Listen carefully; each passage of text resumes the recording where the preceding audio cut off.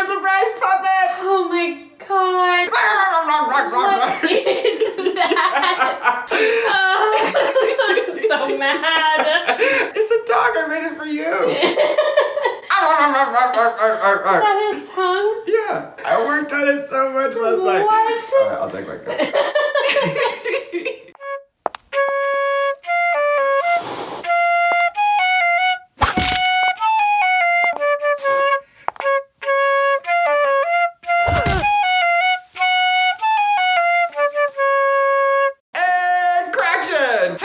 It's me, Miss Cracker, fresh and rejuvenated from making Caitlin a soggy hand puppet. His name is Pasta, by the way. And now it is time for Review with a Jew. RuPaul's Drag Race Season 12, Episode 6. How, Alexis, has our quarantine been lifted? Right now, over 4 billion people are in some kind of isolation or quarantine due to the novel virus. We hope that you are staying sane, staying safe, and keeping other people safe. And to reward you for your good behavior, do I have a review for you? It is one of the most celebrated weeks of the RuPaul's Drag Race calendar. That's right, it's time for the Snatch Game. To begin with, Nikki Doll is gone, and that means the competition is on. She is one of the gorgeous, talented fashion girls, and her departure means that anyone could be next. The girls begin the episode with a rage that is deeper than my acne scars. Heidi's not mad at you, she's mad at the lipstick. I'm not mad at you, I'm mad at the dirt. Britta is ready for a new day of battling Aiden. She comes over with her club and starts beating Aiden about the head. I guess there's no loss of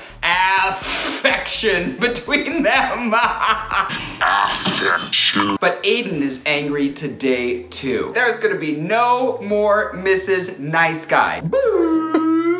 It's a new day in the workroom. Ru comes in wearing a suit. Because money. You want to make more money? Wear a suit. And she announces that the main challenge today is the Snatch Game. That is where the girls have to prove themselves by being somebody else. The girls have come with some very crazy ideas for the Snatch Game today. They are wild, but not as wild as Vanjie, who is back again. Vanjie is the actual Tasmanian devil of drag. I want to be mad that she's back in the workroom, but she is bringing more nonsense than the Trump administration, and I love it. Don't cough over my lines. Sorry. Like things that I often hear during my stand-up routines. Audience member. Widow says that she wants to start the Snatch Game as Tina Turner and end as Ike Turner. I guess she wants to push her Nutbush city limits. What does that mean? Tina Turner. Nutbush. Yeah, it's a Ike and Tina Turner song. Oh. Britta comes for her own mother. I hang out with my mom doesn't mean she's funny. Why is Jan's Bernadette Peters actually Miss Swan? Hi, how are you? Are you having a good day today? Ru brings up El DeBarge again. No, I mean not El DeBarge. They really want to get the most out of paying for the rights for that one song. But here's the thing, bringing up El DeBarge again makes the crystal crack. You know, I like, it's like, really? She says that being on RuPaul's Drag Race after being a small town girl is harder than Aiden's hairline. For the Snatch Game, Gigi is going to be a robot, like, you know, even more than usual. I wish my mother had survived a near-fatal talking accident. Looking at her outfit, I'm like, what? No tailored coat? Don't worry! Okay, it's time for the game! I do not like Snatch Game. I never found you funny. I never found you entertaining. I never found you smart. I just find it annoying. And it has, nothing to do with the fact that I am terrible at it. I didn't get drunk after the show. I showed up that way. It's a completely unbiased opinion. Bleep, blop, bloop, blop, bleep. I can just hear the judges now. They're gonna say, oh, Gigi, you were so in character the whole time. You could have worn a robo diaper and it would have been amazing. And you know what? The thing is though, Gigi actually makes it funny. She gets in some pretty good 01110101 liners. Bam! But not binary. Did Ru say, Annie, get your gun? Did she? I started an off-Broadway production of Annie Get Your Con. My drag queen mood of the day is Aiden.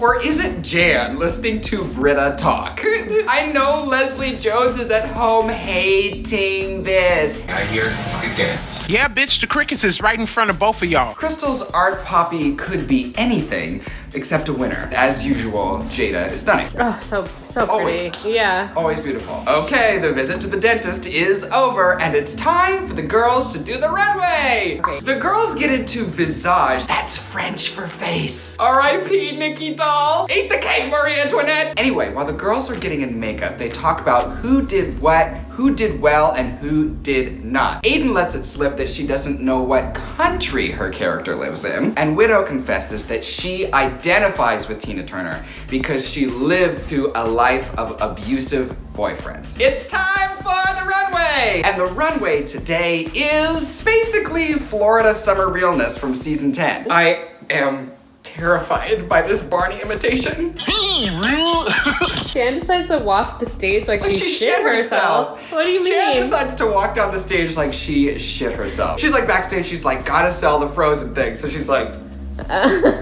Widow Von Du decides to go down the runway as one of the victims of the Titanic incident. She is really going there with the risky business today. Gigi is confection and perfection in this 50s soda shop glam look today. Okay, so I like the dress. I do actually like the dress. Behind the scenes, it is an especially brutal untuck today. Gigi hates Heidi's hair and makeup. I don't think I'm alone in saying that I have the biggest soft spot in my heart for Heidi and Closet. All she wants to do is tell a few jokes, talk in her Mickey Mouse voice, and bring joy to the trade. She's taking it from all sides today, like Ariel Versace and her new OnlyFans. She's taking it from all sides, like Aiden on a normal day. She's taking it from all sides today, like the Britta informs me that she is the queen in New York. Not a queen, the queen. She is going to get in touch with the Vixen and the Vivienne to let us know that she is the queen of New York, okay? Don't make any mistake about it. I was unaware that it was a monarchy. It's time for the critiques. Aiden could have been a little more zany. Michelle says Aiden's character is British, and she probably should have used a British accent. Hello, Michelle. Didn't you listen to Monet? American accents are British accents or something. The people in England, they sounded like us, aka Americans. Then they got the accent when they went there. The judges make their decisions. They say Gigi is a knockout, a home run, oh, those are all my sports things. Jan's face when she hears she is safe again. That's the same face I make when I hear someone else's number called at McDonald's. 398! No! Do you wanna see the girl who lives behind McDonald's? Behind McDonald's. Gigi is at the very top, which means that Aiden and Britta are reunited, and it feels so good at the bottom. This lip sync is weird. The girls are gonna do Frozen today. The musical version, not the Idina Menzel. I need a Manzel. That's my other drag name if I had one. Aiden drifts about the stage like driven snow. Meanwhile, Britta tries to burn the place down. Can you imagine if Britta set that place on fire? I did.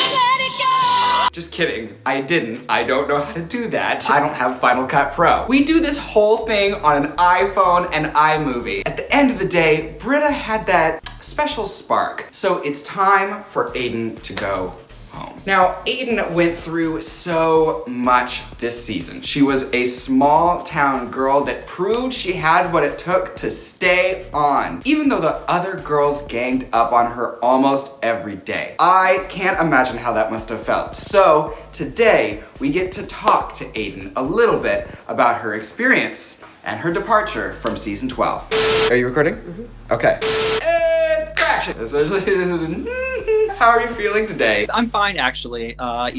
Yesterday was obviously my elimination. I was nervous going into it just because living it and then seeing it play out is two totally different things. So I wasn't sure what I was going to see. But no, I've kept a pretty positive attitude throughout this whole process and throughout the whole show in general. I've really enjoyed watching it. I really enjoyed watching myself blow up in Untucked. How do you feel now? You said it's no more quiet Aiden? In life in general, I am definitely more of an introvert. I'm more of like a person who tends to keep to myself or whatever. I don't have issues with like one-on-one conversation and that sort of thing. In bigger social situations with a bunch of, loud-ass queens and whatever, I'm not that girl, so... One of the things I wondered was the conflicts sort of every morning with the other girls. I wanted to know, how did that feel as it was being lived? Having that happen and sort of having the girls' comments and just different things sort of reassuring my fears and my insecurities just made me even more insecure. And the more time went on,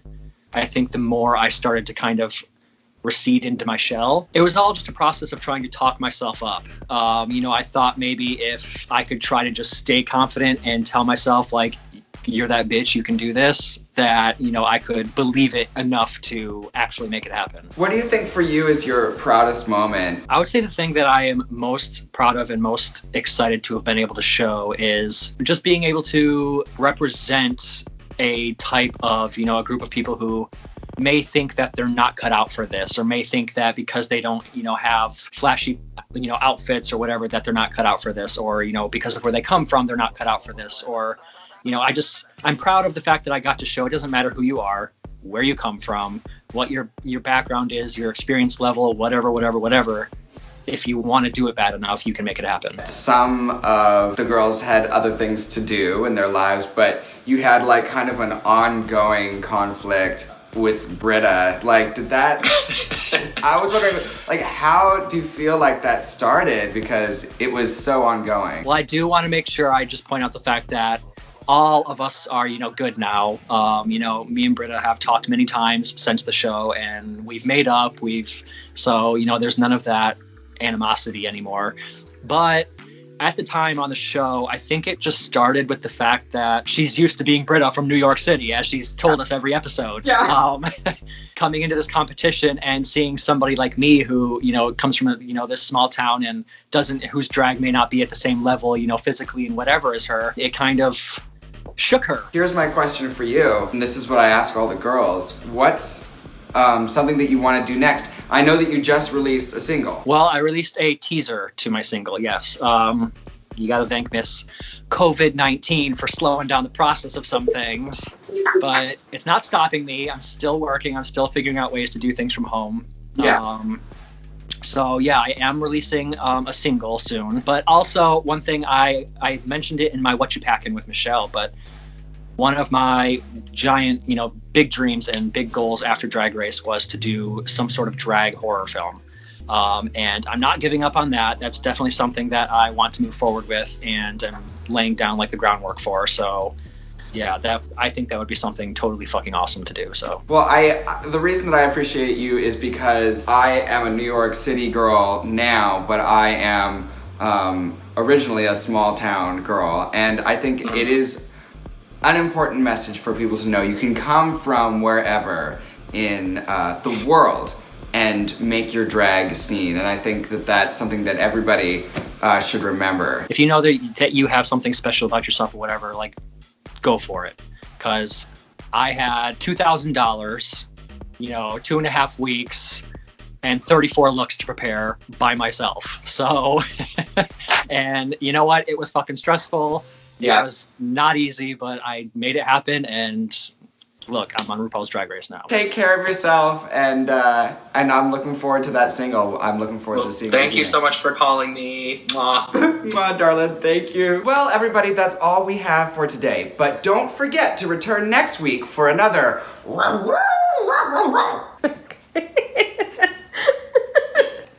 Okay.